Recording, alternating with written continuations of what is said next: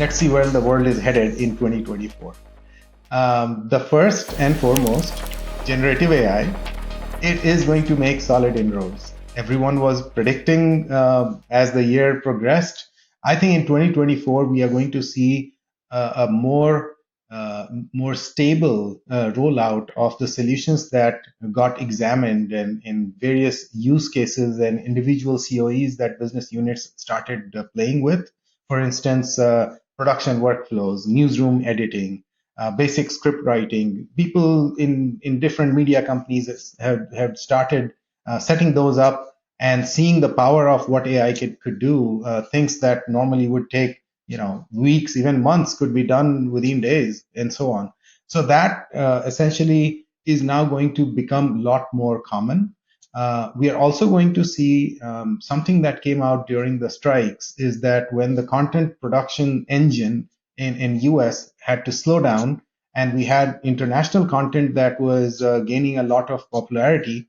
uh, all of a sudden people realized that generative AI can have a huge impact on fake or deep fake dubbing of local content to apply it internationally. I think that has got huge potential, and we will see a lot more of that in 2024. And then finally, the regulations related to original IP being used in LLM means you could have potentially new revenue streams with respect to copyrighted content. So net, my first prediction is that generative AI will make solid inroads in the media industry. The second is with respect to emergence of streaming bundles and partnerships.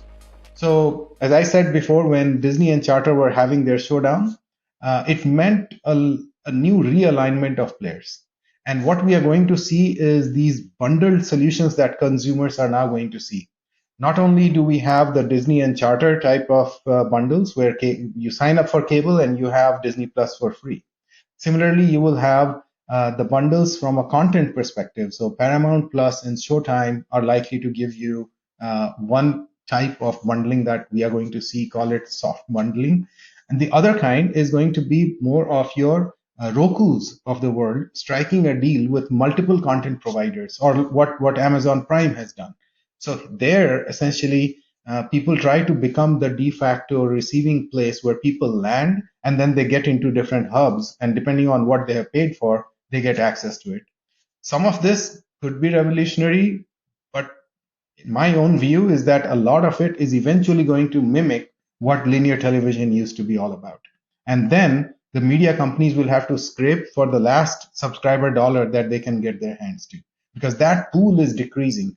And as we will talk about in 24 as well, I think that is where traditional media will see the biggest threat. And that threat is what will lead to all these streaming bundles and partnerships. So that's the second one, emergence of streaming bundles and partnerships. The third one, in my view, is the new shape of our local news and publishing industries. For years, we all knew that newspapers publishing, that's a dying industry. And the same thing with your local broadcast stations.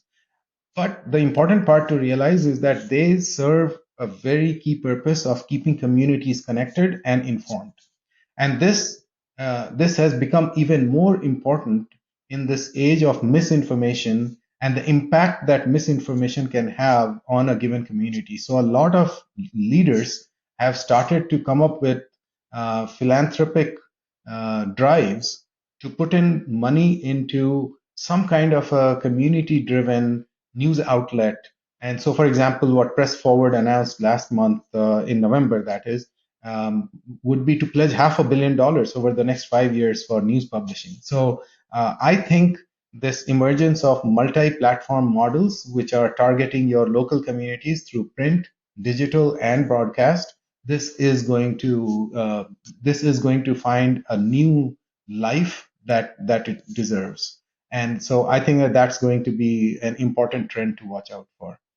So the fourth one, in my view, is the most interesting of all, which is the ad dollars. You are going to see ad dollars will continue to shift towards the digital channels. So you're talking about social media, TikTok, they are going to eat a lot of it. Now, the challenge is that the overall ad spending is predicted to remain about the same, or maybe it might increase by, say, 4 or 5% in next year. But this shift towards the digital channels, connected TV or streaming platforms, this will increase. And part of the reason why all these media companies are struggling is because they initially thought they could invest in these digital platforms and consumers will come, and the consumer average revenue from each consumer is going to pay for it. Well, that did not happen because the amount of investment that went into those streaming platforms was way too high. So as a result, they now have launched all these ad supported video on demand.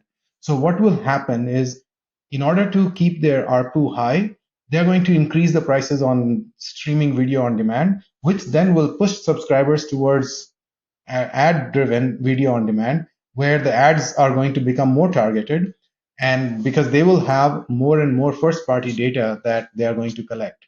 So the degree of personalization of ads is also going to increase. So this entire shift of how the ad dollars are going to get more and more personalized, more and more towards your digital channels, and clearly fought actively between the social media and your traditional media.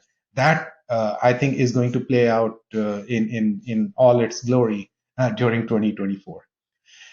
And I want to end the fifth one on something that was truly fascinating. That for at least for North America and globally, it brought everyone together, which were the Taylor Swift Eras tour. I mean, no one could have predicted the kind of reception she got with the live events and all the associated revenue streams that came out of it. So she was able to transform the live events business and a lot of the associated industries. So Ticketmaster itself sold $2.2 billion of sales, and they had almost in by some estimates, North America had $5 billion in consumer spending simply because of her tour.